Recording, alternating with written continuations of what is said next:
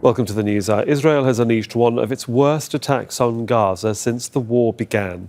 It claims the target was the head of Hamas's military wing.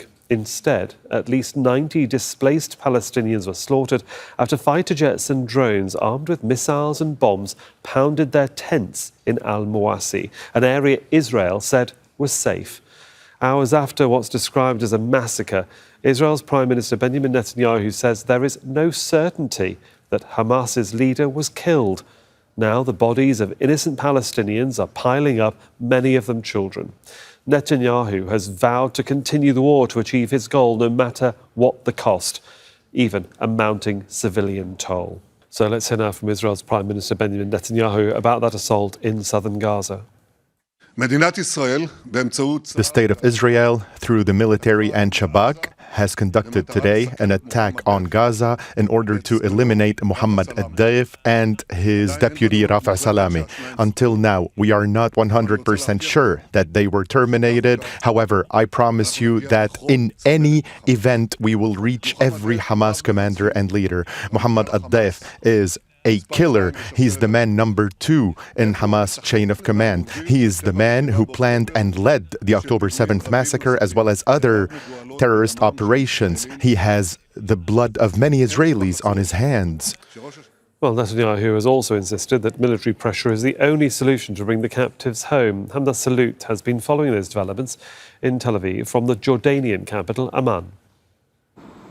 Israeli Prime Minister Benjamin Netanyahu speaking at length in a press conference about the attack on the al-Mawasi area just west of Khan Yunis that killed at least 90 Palestinians. He said that this was an attempted assassination of Hamas's military chief of the Al-Qassam brigades, Mohammed al-Daif. But the main point that Netanyahu was trying to make here is that he cannot say with 100% certainty if Daif was killed in this attack. However, Netanyahu says that just the attempt sends a message to the world. He also pointed out that until all of the goals of the war are achieved, the fighting in Gaza will continue even if there is a ceasefire. I will not step away a single inch from the proposal that was put forward by President Biden. We will not set any conditions. However, at the same time, we will not allow Hamas to move away from the proposal. Hamas has requested 29 changes to the proposal. However, I told them that I shall not allow even a single change. This proposal was blessed by President Biden, and I insisted on 4 conditions that are already mentioned in the proposal. Now, the attack on al-Mawasi, he said he approved after getting information from Israeli security services about if there were any captives being held in that area. Israeli security services said no. Secondly, he wanted to know about the types of munitions that were used and about the collateral damage that would happen as a result. Israel typically uses this justification for the killing of Palestinians in the Gaza Strip, specifically for these last 9 months, saying that they are going to target Hamas officials or Hamas sites without giving the evidence or the proof. And then we see the reality on the ground of dozens, hundreds, and thousands of Palestinians who've been killed as a result of this Israeli policy. Now, Benjamin Netanyahu maintains that the ceasefire negotiations had started up again because of the increased military pressure by the army. But again, he says that the war will continue until he achieves what he calls an absolute victory. Hamda Salut, Jazeera, Amman. Now, the Israeli government has banned Al Jazeera from operating in Israel, and that's why we're reporting from neighbouring Jordan.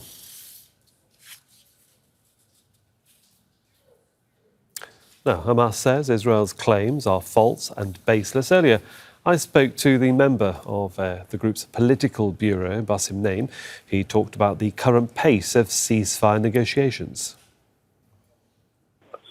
We should not discuss is he alive or dead because these are the Israeli claims and allegations. Netanyahu himself, he is not sure if he achieved the target of their attacks.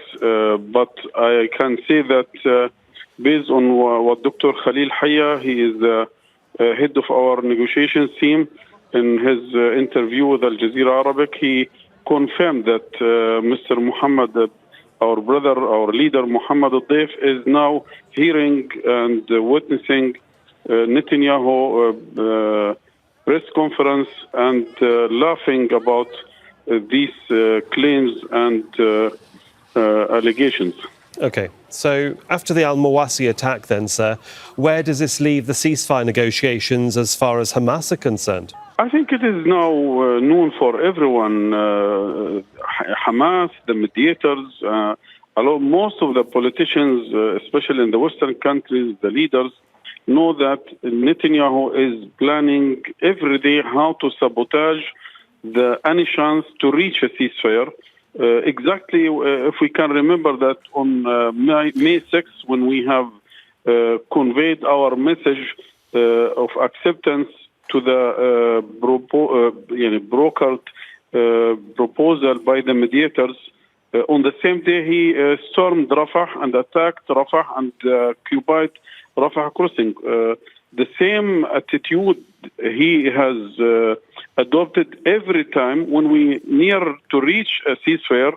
Either he is creating new ideas, new proposals, new thoughts, or he is committing a crime inside Gaza. That's certainly the Israeli Prime Minister's position, sir. I'm just asking you, regardless of what's happened at al-Mawasi, are you still willing to be part of the conversation? Are you still willing to talk about a ceasefire? Are you still actively engaged in those talks?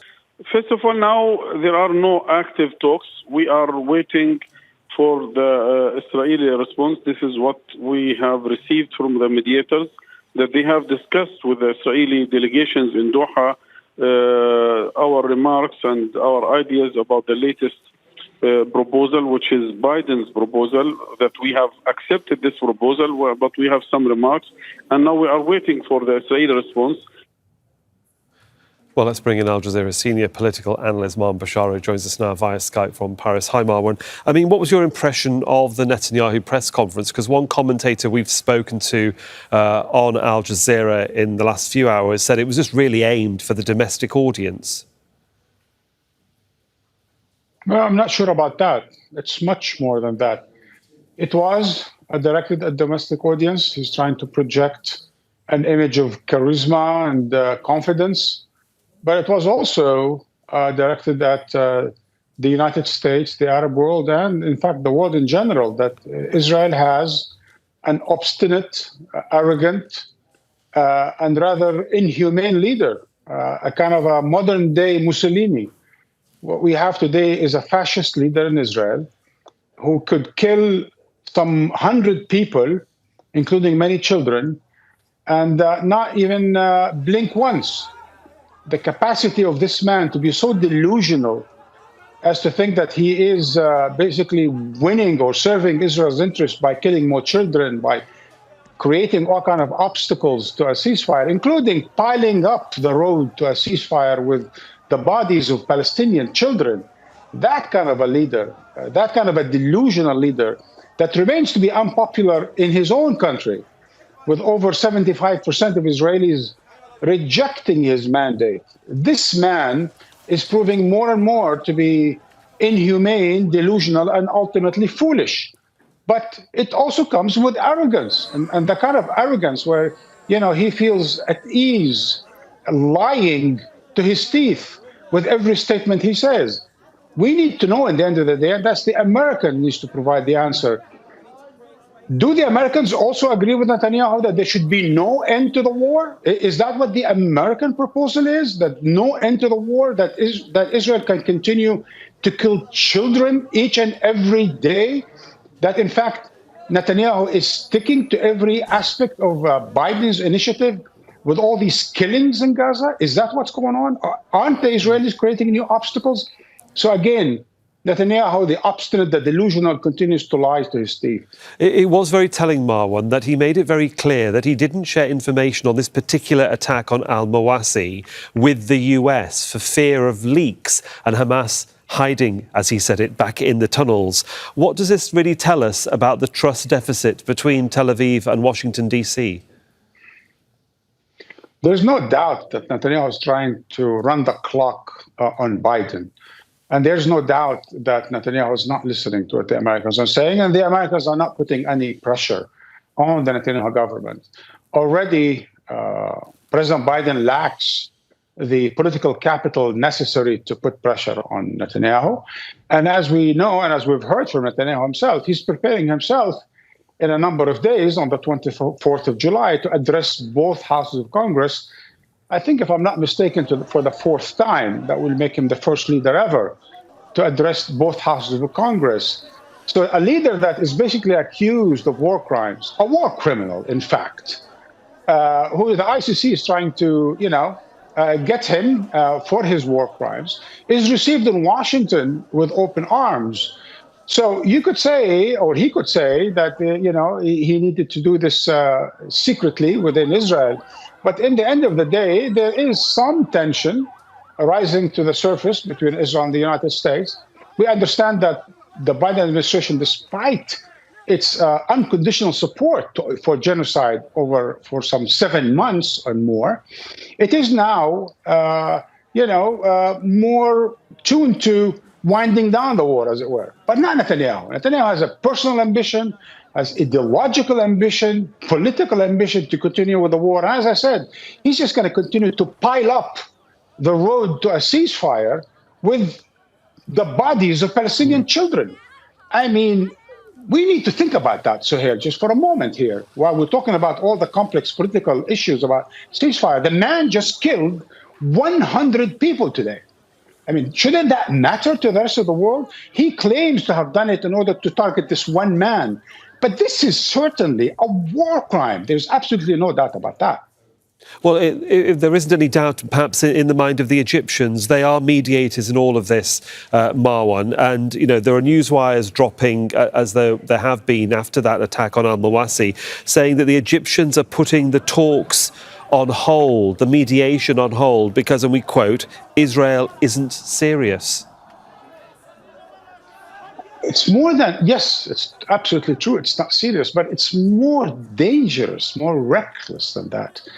Because you have a fascist government headed by a fascist Mussolini and the new Israeli Doce, right, or Buche, as it were, this Netanyahu fascist character, right, that is ready to kill not just tens of thousands, but judging from his sentiment about continuing an endless war, he wants to kill hundreds of thousands of people. He wants to ethnically cleanse Gaza. This is certainly not to the liking of the Egyptians, who are trying to work out some kind of a settlement on their border with Gaza, with Palestine.